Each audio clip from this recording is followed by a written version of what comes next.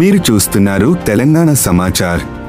పేద ప్రజల ప్రయోజనాలు అభివృద్ధి కోసమే ప్రధాని నరేంద్ర మోడీ ప్రభుత్వం ఎంపీ ల్యాడ్స్ నిధులను కేటాయిస్తుందని కేంద్ర హోంశాఖ సహాయ మంత్రి బండి సంజయ్ కుమార్ అన్నారు.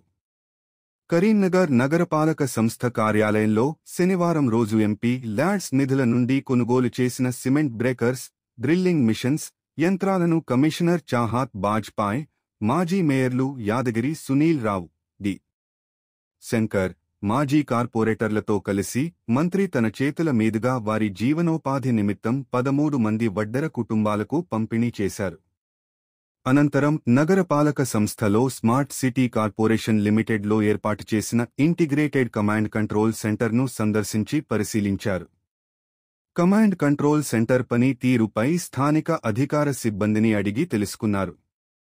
మరోవైపు నగరపాలక సంస్థ కౌన్సిల్ సమావేశ మందిరంను సందర్శించి పరిశీలించారు. సమావేశం మందిరం నిర్మాణం చేసిన తీరుపై సంతృప్తిని వ్యక్తం చేశారు. ఈ సందర్భంగా కేంద్ర హోంశాఖ సహాయ మంత్రి బండి సంజయ్ కుమార్ మాట్లాడుతూ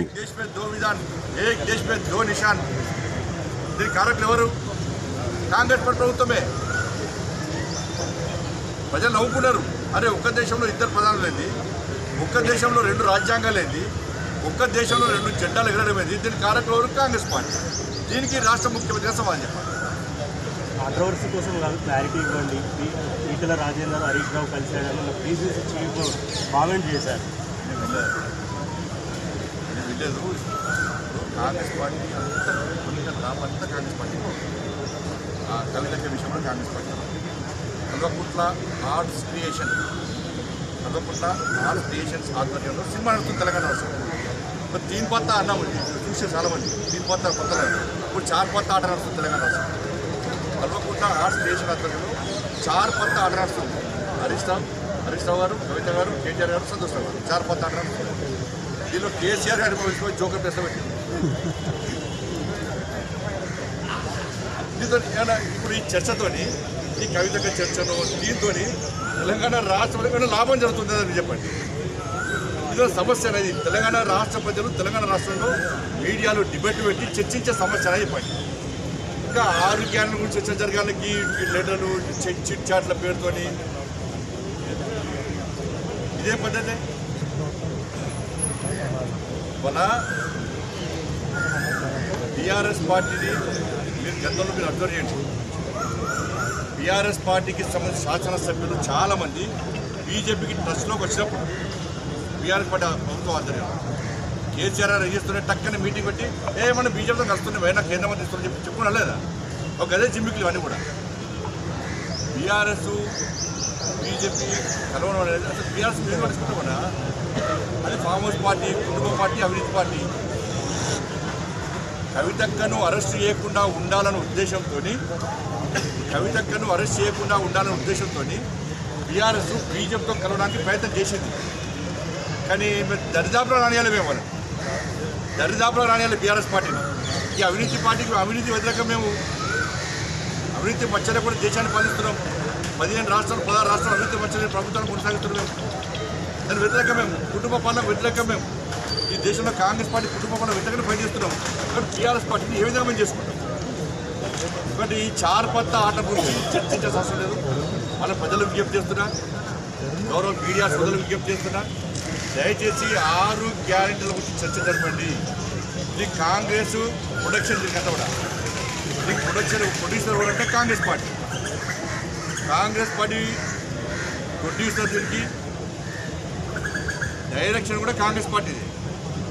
ప్రొడక్షన్ మాత్రం Kalvakuntla art production. Censor BJP censor అది ఇక్కడ స్టేషన్ ఇస్తున్నారు. సెన్సార్ మార్క్ వస్తే కడిగేస్తాం, అందుకే కడిగేమంటుంది. అందుకే బంజారీ 4 పత్తా దీంతో ఏం ప్రజలకు ఏం లాభం దీంతో అంటుంది. అసలే కాదు అవినీతి పార్టీ, అది కుటుంబ పార్టీ, ఏ విధంగా కలుపుకుంటాం? ఆ చర్చనే లేదు. మీరు ఒకటే ఆలోచించండి, మేము కలుపుకుని ఎప్పుడో కలుపుకుంటున్నాం. కాంగ్రెస్ పార్టీ బీఆర్ఎస్ కలిసి పనిచేస్తాయి. కాంగ్రెస్ బీఆర్ఎస్ కలిసి పనిచేస్తాయి. ఎన్నికల్లో పోటీ చేసారు, అధికారం కూడా పంచుకుంటారు. మేము ఎప్పుడైనా పంచుకుంటాం. రాజాసింగ్ నిజమైన ఒప్పుకుంటారు. రాజకీయ టీఆర్ఎస్ను బీఆర్ఎస్ దగ్గర పచ్చట్లేదు. మరి చెప్తున్నా అవినీతి కుటుంబం పండుగ దూరం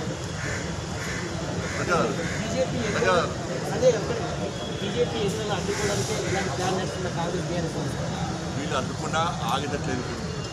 ఇలా తెలంగాణ మొత్తం చర్చ జరుగుతున్నది. వాళ్ళకి ఇచ్చిన అవకాశం వాళ్ళు మొత్తం మోసం చేసిన బీఆర్ఎస్, వీళ్ళకి ఇచ్చిన అధికారం వీళ్ళు మోసం చేశారు. అందరికీ ఇచ్చాము అధికారం, అందరికీ ఇచ్చాము అవకాశం, బీజేపీకి ఇద్దాం అధికారం, అందరికీ ఇచ్చాము అవకాశం, బీజేపీకి ఇద్దాం అధికారం అని చెప్పి ఒక ఆలోచనతో తెలంగాణ రాష్ట్ర ప్రజానికం ఉన్నారు. కాబట్టి ఎవ్వరు ఏం అడ్డుకున్నా కూడా వాళ్ళందరూ కాంగ్రెస్ బీఆర్ఎస్ భవిష్యత్తు గ్యారెంటీ గతంలో ఒక్కటైనట్టు గతంలో కలిసి పోటీ చేశారు.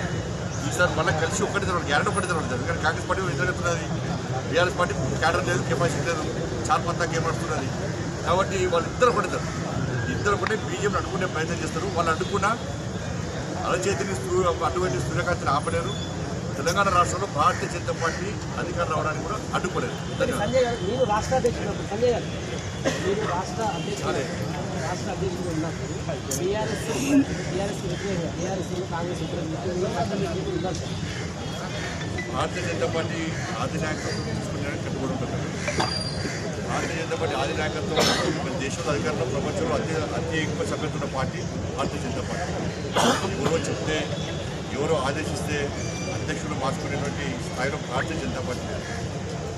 మాకు ఒక జాతీయ నరేంద్ర మోడీ గారు ఉంటారు, అమిత్ షా గారు ఉంటారు, మా జాతీయ అధ్యక్షులు ఉంటారు, మా పార్టీ అఖిల భారత సంఘటన మంత్రులు ఉంటారు. వాళ్ళందరూ కలిసి నిర్ణయించుకుంటారు తప్ప ఫలానా వ్యక్తి చెప్తే ఫలానా వ్యక్తులను చూస్తే వాళ్ళ కోసం మార్చడం తప్పదు.